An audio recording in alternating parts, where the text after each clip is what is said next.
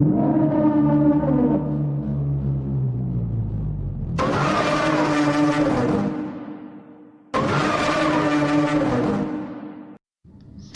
Yahweh, Brakati Yahweh Shai, Brakati Yahweh, Brakati Yahweh Shai, Brakati Yahweh, Brakati Yahweh Shai, Call Loim Yahweh, Ba'ashem, Yahweh Shai, Ba'ashem Rakal, Kadash.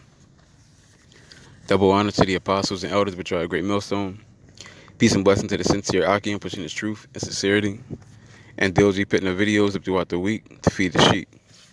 It's McCoy for the Trump and VA camp. And this is Isaiah 45:7. I form the light and create darkness.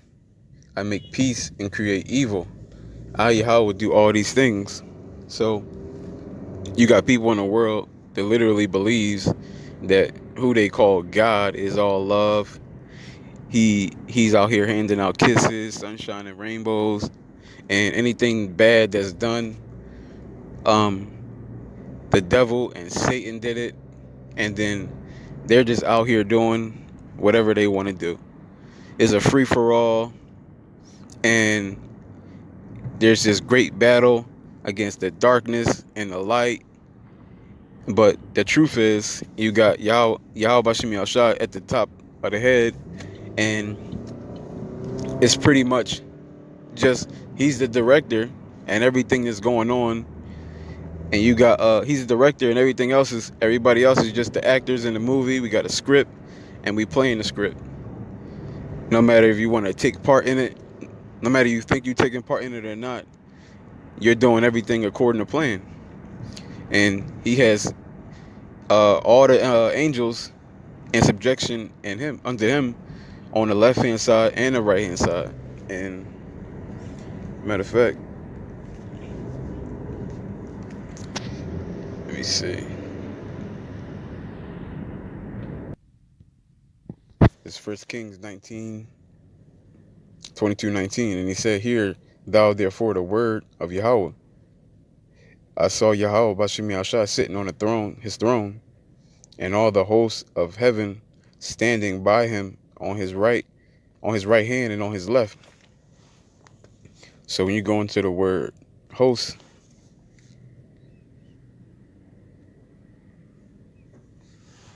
it tells you it's armies.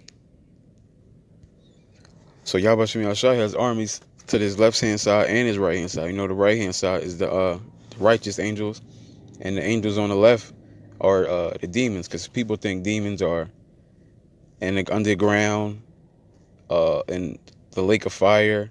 They torture people with the devil, but the demons are just angels on the left hand side.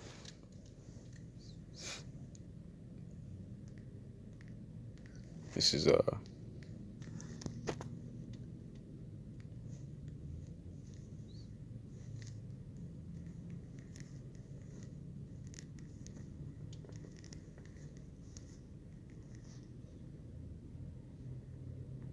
Sirach 33:14. It says, "Good is set against evil, and life against death. So is the godly against the sinner." So it says, just like good is set against evil and death against life, so is the godly versus sinner. So in other words, it's the very nature of the sinner to be against the godly. They can't help themselves. Just like you got life that's against death. Because when you read, I'm just gonna get it.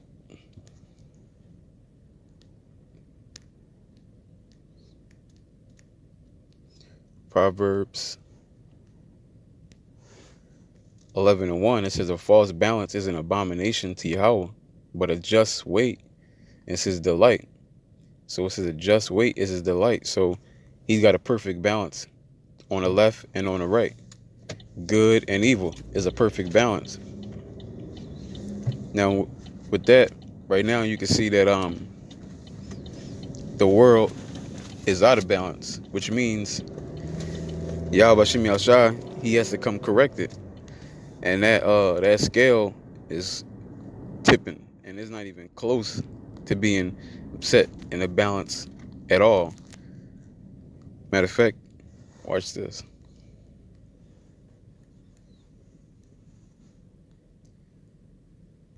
First John 2:15, it says, Love not the world, neither the things that are in the world. If any man love the world, the love of the Father is not in him. For all that is in the world is the lust of the flesh, and the lust of the eyes, and the pride of life, is not of the Father, but is of the world. And the world passeth away, and the lust thereof, but he that doeth the will of Yahweh Shem Yahshai abideth forever. So Yahweh Shai, he was already trying to let people know, like, this place is going to be destroyed, because he already knew when he was here it was out of whack, and it's way worse now than it was back then, and he already knew this place had to go. The only reason why he really came back is to give the 144 a chance to get salvation, because Yahweh was he was done with this place, but he sent Yahweh Shai back basically to get his men, to restore his men first, because the 2/3, they're not going to make it out here alive. Only the 144 and the 1/3 and the multitude is going to get out of here alive, starting with the 144, which the multitude and the 1/3 are going to be under the 144, not only in the kingdom but also in right now, when it comes to when Jacob Trouble pop off, they're going to be with the 144. That goes into scriptures like Isaiah 4:1, where it says multiple women are going to cleave onto one man. That goes to show you right there that the 144 are going to be basically the shepherd, so to speak, of this world, onto ushering into the next. Matter of fact,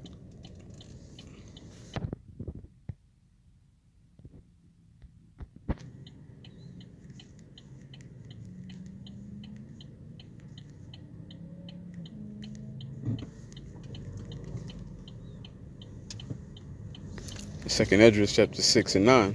For Esau is the end of the world, and Jacob is the beginning of it that followeth. So Esau is the end of the world. So this is where we at right now. As soon as Esau came into power, when was that? That was around the time where Yahweh Shai was born. And now everything is going to slowly go downhill. And we're at that Yahweh Shai said he was coming back. And we're at that, we're literally knocking on the door of that third day. Jacob's trouble can literally pop off at any given moment. And when Jacob's trouble starts, because right now you got the elites on the left hand side, which are the banking families and the presidents of all these other foreign nations. Because when you go into elite means elect, and we already know that Yahweh Shem Yahshai said there's no end to all people. So we can't just destroy all the Moabites. So Yahweh Shem Yahshai said the matter of fact,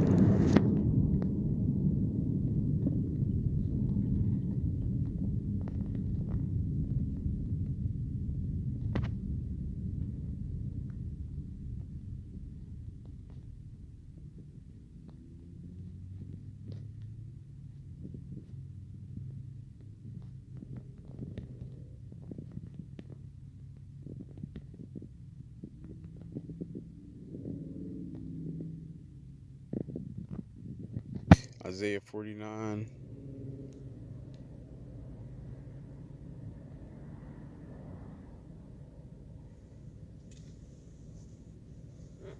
and 22, it says, thus saith Yahweh, behold, I will lift up my hand to the Gentiles, and set my standard to the people, and they shall bring thy sons in their arms, and thy daughters shall be carried upon their shoulders, and the king shall be their nursing fathers, and their queens their nursing mothers. They shall bow down to thee with their face towards the earth. So it says they're kings and their queens. Now we know there is no queens in Israel, but the heathens, they are not like us, so they can have queens. But the whole point is, it says the kings and the queens is talking about of the heathen.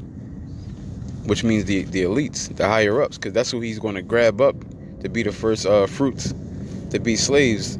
He's going to grab the elites of all the other heathen nations. So he's going to grab the elites of the Moabites. He's going to grab the high up elites of the banking families. He's going to grab the elites of the East Indians, Elam, all the heathen. He's going to grab the elites, and they're going to be servants in the kingdom first. Now they're the high power on the left hand side, and the high power on the right hand side on earth, just like because you got elites on the left hand side on earth in the physical, which is these leaders in America. Which is the leaders of all these countries, and you got the elites on the right hand side on earth physically, which is the men of the Lord. They're the elites on earth on the right hand side, period. And you got the elites on the left hand side, the spiritual demons the head of them are Satan, and the elites on the right hand side, the head of them is Yahushua. But everything with this is it's a balance. There's always guys on the left, and there's always guys on the right.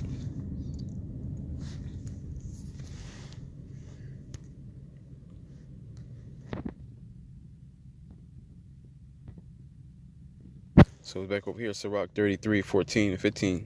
It says, good is set against evil, and life against death. So is the godly against the sinner, and the sinner against the godly. So look upon all the works of the Most High, and there are two, and one against another. So, like I just said, everything you can look at is always two and one set against another.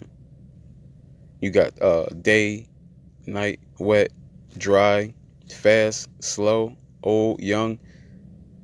Is always a counter to everything. It says,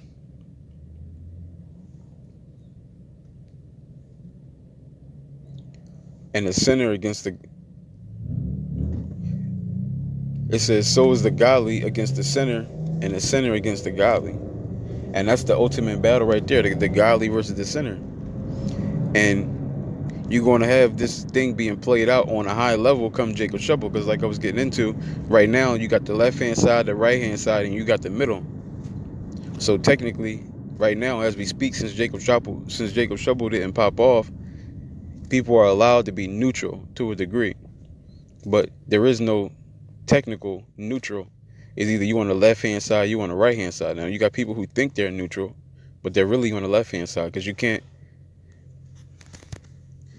be in the middle. There is no middle ground. Yahweh said plain, he'd rather you be cold than hot.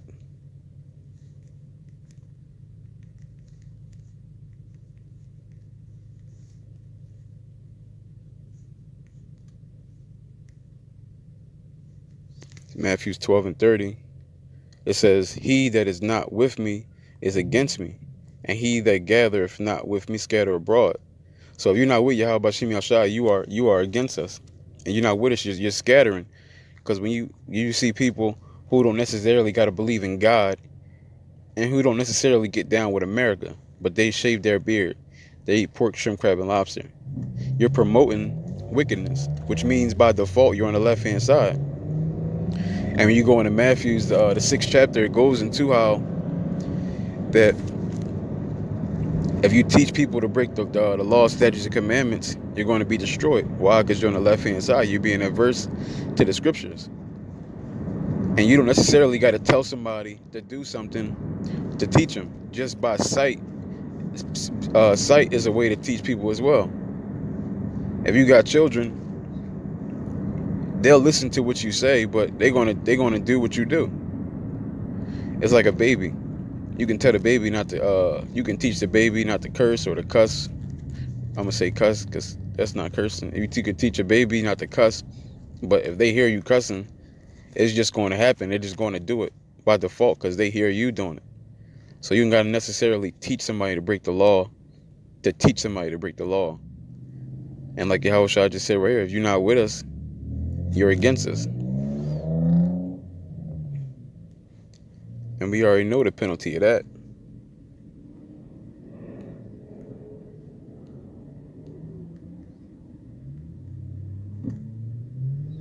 Luke 19:27, but those my enemies, which would not that I should reign over them, Now let's go into the word reign. It says to govern, to rule over, to influence or control. So the people who don't want to be controlled or influenced or governed by Yahweh Bashim Yashai are going to be the same people. Let's read what's going to happen to them. It says, but those my enemies, which would not that I should reign over them, bring hither and slay them before me. Let's go into the word slay. It says kill or slaughter. Kill or slaughter. And this is where it's going to, because people think this, like I started out saying, God is all love, sunshine, rainbows. That ain't the case. This is Ezekiel 9:4. And Yahweh said unto him, go through the midst of the city, through the midst of Jerusalem, and set a mark upon the foreheads of them, sighing and crying for all the abominations that be done in the midst thereof. So this is going to be the elect. Okay, the elect, when you go into that word mark, it goes into exemption. Let's get it real quick. See, there it is in Mark, the Wah, which says exemption from judgment. Not to be confused with the mark in Revelation, where it's the mark of the beast, because these are two different words. Obviously, an exemption from judgment, that kind of mark, is going to be a spiritual mark. And a mark in Revelation is a physical mark. But the point is, it says the men that are sighing and crying, these are going to be the elect. And if you're really sighing and crying, truly, you're going to be doing it every day. You think people in jail are just happy some days and sad some days? No, they're pissed every day. Every single day, they're constantly reminded by the bars, by the disrespect from the COs. They got to fight. They don't get to see the opposite sex. They don't get to see their so-called families. None of that. So every day is a constant reminder that they're in hell, that they're in prison. And when you go in Ecclesiastes 7:7, it says, oppression make a wise man mad. And right now, the elect, that's why they're sighing and crying, because we're under oppression. We understand that everything is set against us. Everything here is set up to get us to break the law, to get us out of the truth, to get us to fold. It says,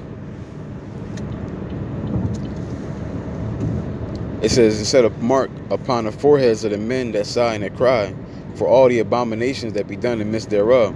So like I said, the men of the Lord, the ones, the godly, are going to be sighing and crying. It's not just going to be on Saturdays. It's going to be every single day, every chance they get. It's not just going to be just on Saturday. If you in jail, if you in jail and you only upset about it one day of the week, you're not really that upset. You're not really that upset. Look at the wicked. The wicked are being wicked every single day. Matter of fact,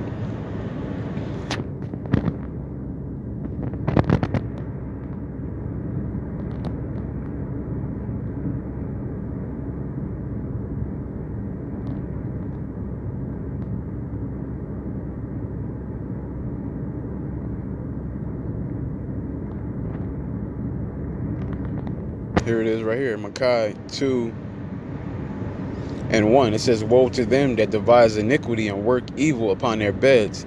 When the morning is light, they practice it, because it is in their power. It is in the power of their hands. So there it is, the wicked. As soon as they wake up, they ready to do wicked, because that's what they do. Like I said, the godly versus the sinner, that's just is in their nature, just to be that way. So if you're really of Yahweh Bashim Yahshai, if you're really of the 144, it's just going to be in your nature to want to do this work. It's going to be in your nature to constantly want to do this work, to constantly be meditating on the scriptures.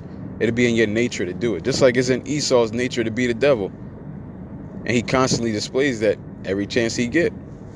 So this is back over here, Ezekiel 9:7, and he said unto them, so like 9:5, and to the others he said. So you read up here in 4, it says the elect that are going to be sighing and crying is not going to be enjoying themselves here. Just going to look at this place as a prison, which it is, because we're in hell. This is a punishment, just like Hosea had to go through. The ones that are looking at it like that, they waiting patiently for Yahweh Shem Yahushua to come back, because scriptures say that woe unto you that lost patience. What are you going to do when Yahushua comes back? But that's all the real 144 are going to do. They're going to be patient and wait for Yahushua to come back, because he promised he was going to come back and give his elect rest. It says, Ezekiel 9:5, and to the others he said in my hearing, go ye after him through the city and smite. Let not your eyes spare, neither have ye pity. Slay utterly, old and young, both maids and little children, and women. So if you were to read this to somebody who's a so-called Christian or a Muslim, they wouldn't agree with this. They think God is all love. He loves everybody. The devil kills, Satan kills. God doesn't kill kids. Bad people kill kids. This, that, and the third. They got some in America saying never hit women. Well, God kills women. God kills children. All that's going to happen, especially when Jacob Shovel pops off. Matter of fact,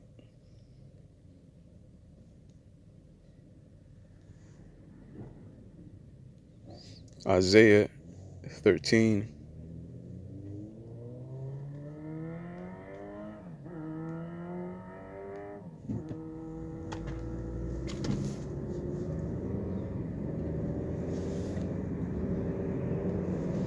Isaiah 13:15. Everyone that is found shall be thrust through. So everyone that is found is going to be thrust through. And the only way you can get found is if you're not with the 144. Because the scriptures say that the men of the Lord are going to be a hiding place from the wind. Okay, so the 144 is going to be that protection in that day. So everybody who's going to get found is not going to be either of the 144 or with the 144. It says, everyone that is found shall be thrust through, and everyone that is joined unto them shall fall by the sword. And what is that going to? The 2/3 that want to get down with this society. Because you're going to have people who are not going to be down with the society. They're going to try to rebel, but they're going to die too. The ones that are down with Esau and the ones that are not down, they're still going to die. Unless they're, like I said, with the 144. It says, verse 16, their children also shall be dashed to pieces before their eyes, and their houses shall be spoiled, and their wives ravished. So the women are going to get brutally raped. Their children are going to get killed before that even happens. And then the husband is next. If they don't rape him too, if they don't kill him first. It says, verse 17, behold, I will stir up the Medes against them, which shall not regard silver, and as for gold, they shall not delight in it. Because in that day, you're not going to be able to use none of the money that you got saved up. Use anything you got saved up for protection, money, food, guns, whatever you think you got for protection is not going to work. All of that is going to be for nothing.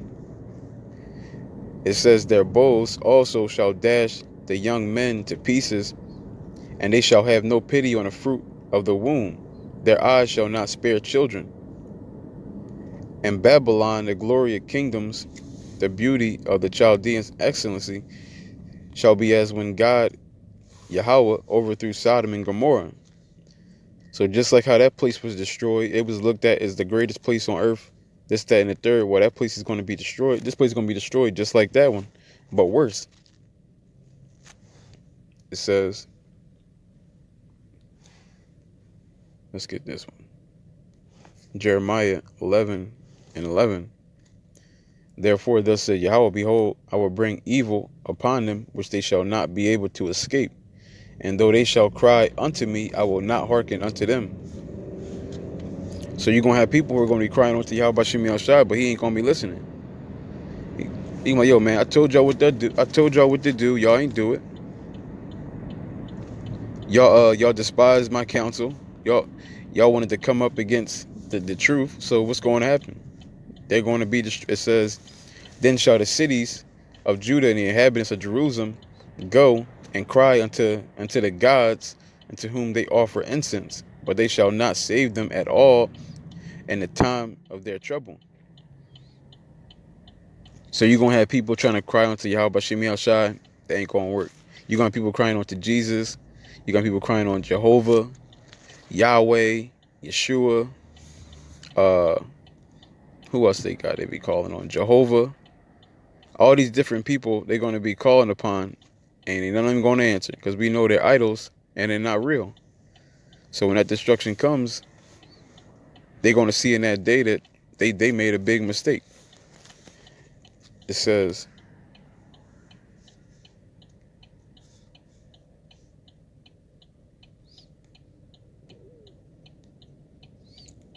Matthews 17 and 9.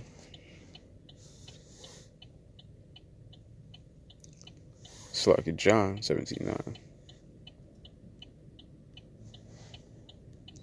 It says, this is Yahweh Shai. He said, I pray for them. I pray not for the world, but for them which thou hast given me, for they are thine. So Yahweh Shai, he's only down for his elect. That's it. These are the only people who he's praying for to come out of this. These are the only people who he's going to vouch for. Because he told the disciples at the Passover that his blood was shed for many. Not everybody, for many. He's not coming, like when you see the first Exodus, all of Israel was brought up out of Egypt. But this time, only the elect are going to be brought up out of here alive. Everybody else is going to have to die first. They're going to have to die to make it. And the scriptures tell you that there's no remission of sin without bloodshed. And if you're not covered by the blood of Yahweh Shai, you got to bring your own blood to the table, which means you're going to have to die here. But with that, I want to give all honor and glory to Yahweh, Ba'ashem, Yahweh Shai, Ba'ashem, Rakal, Kadash, Adawan, Ratazah, Adam, Tamayim, Akim, Yakal, Shalom.